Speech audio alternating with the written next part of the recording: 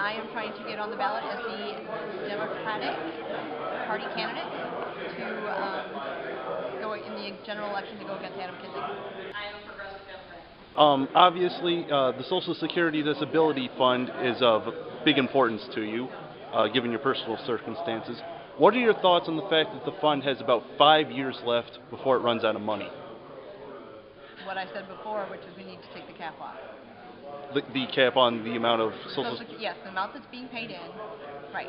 So we need that. We need to take the cap off the top of the Social Security so it's better funded. All right. What is your main problem with Adam Kinzinger? The Republican Party as a whole, to be honest.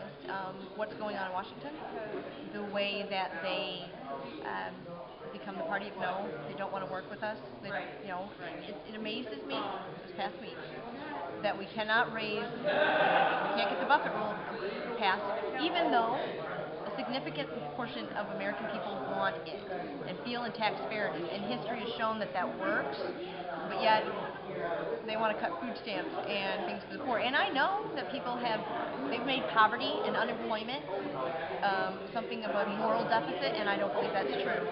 I think if you invest in people like the government invested in me, it allowed me to have an opportunity that people will move themselves up. They want upward mobility. People want a hand up, not a hand out.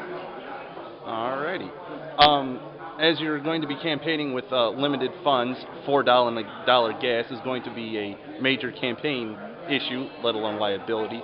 What are your thoughts on lowering the price of gas? I think that if we take speculators out of it, then things would get better. I don't blame it on our president.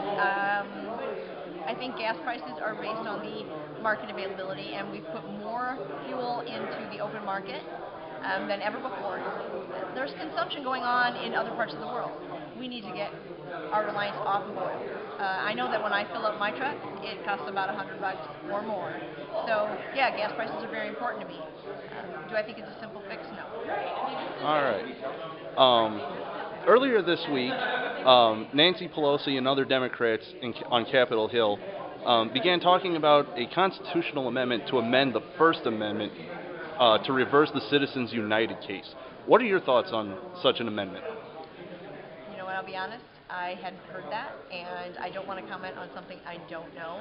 I do believe, though, that Citizens United has flooded money into elections where it normally wouldn't be, and it has caused alliances that I don't believe in. So if we're going to make it so that person is defined by a breathing person, that corporations are not people, then I would support that. But again, I do not know about that legislation, and I choose not to comment on something that I'm not aware of. Alrighty, fair enough. One more. Yeah, this will be the last one. Why do you think the voters of the 16th District should choose you over Adam Kinzinger? Well, one, I take a stance on eliminating the discrimination that's going on against our women and against the poor in this country. I don't believe specifically that poverty is not a choice, even though some people think that it is. And the Republican Party as a whole has seemed to put all of their burden on the poor while not taking any risk for the people at the top who've done really well. And again, our country has shown that that is not historically the way we get out of a mess like this. So the policies of 8 years under Bush, 2 unfunded wars, tax breaks for the rich, I don't think that's the way to go. And they continue to want to put the burden on the poor and the burden on people who work for a living. That's the policies between the guy in the 3-piece suit and the guy who wears red ones. So all right. I choose to stand up for the guy who goes and works in a factory every day, and I think we need those kinds of protections. All right. Thank you very much.